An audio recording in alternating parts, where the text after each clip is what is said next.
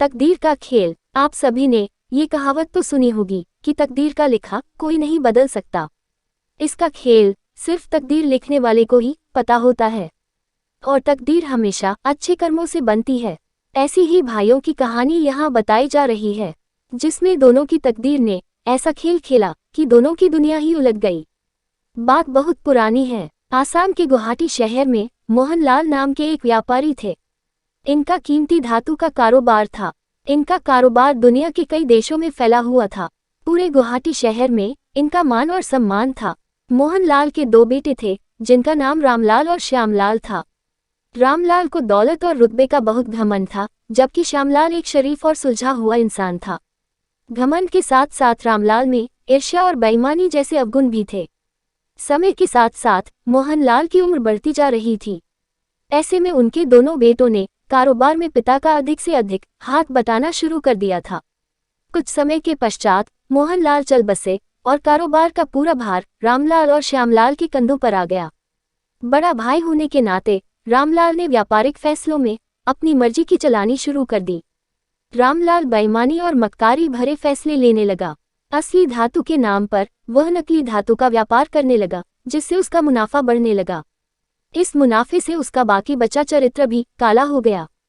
दौलत के घमंड में वह परिवार में उन्मादी जैसा व्यवहार करने लगा। दूसरी तरफ शरीफ और सुलझे हुए श्यामलाल को शुरू में रामलाल की बेईमानी का इल्म तो नहीं हुआ, परंतु जब उसने उसके व्यवहार में परिवर्तन देखा तो पूरे माजरे को समझने में उसे ज्यादा देर नहीं लगी। रामलाल की करतूतों से श्यामलाल को बड़ा गैक हुआ। उसने रामलाल को समझाने और सही रास्ते पर लाने की कोशिश भी की, परंतु वह नाकाम रहा। उल्टे रामलाल श्यामलाल से खफा हो गया और व्यापार में बंटवारे का बहाना ढूंढने लगा। बंटवारे में भी उसने बेईमानी की साजिश रची, घर में कलह का माहौल पैदा किया। अंततः रामलाल अपनी साजिश में सफल रहा और श्यामलाल के हिस्से के व्यापार पर भी वह कब्जा कर बैठा।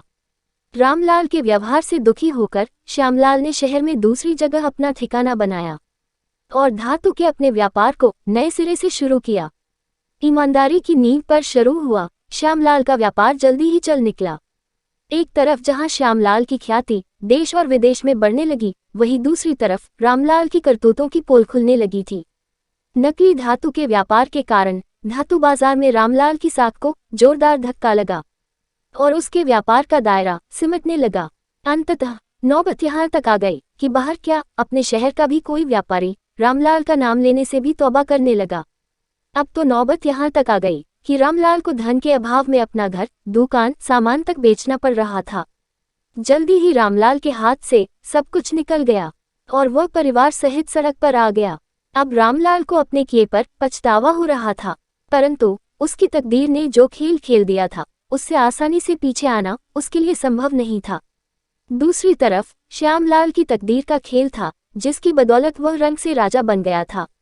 जब रामलाल की बदहाली की खबर श्यामलाल को लगी तो उसे बड़ा गैक हुआ।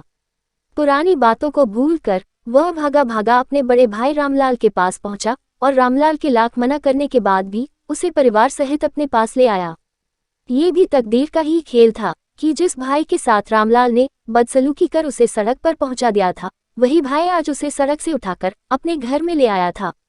इस कहानी से यह शिक्षा मिलती है कि तकदीर कब किसके साथ क्या खेल खेल दे, इसका अंदाजा कोई नहीं लगा सकता। हाँ, इतना जरूर है कि आपके कर्म ही आपकी तकदीर लिखते हैं।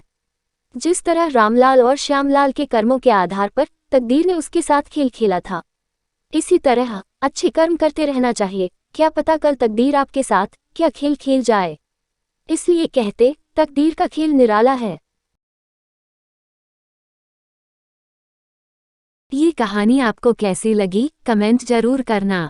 अगर ये कहानी आपको पसंद आई हो तो लाइक एंड सब्सक्राइब करना ना भूले। धन्यवाद।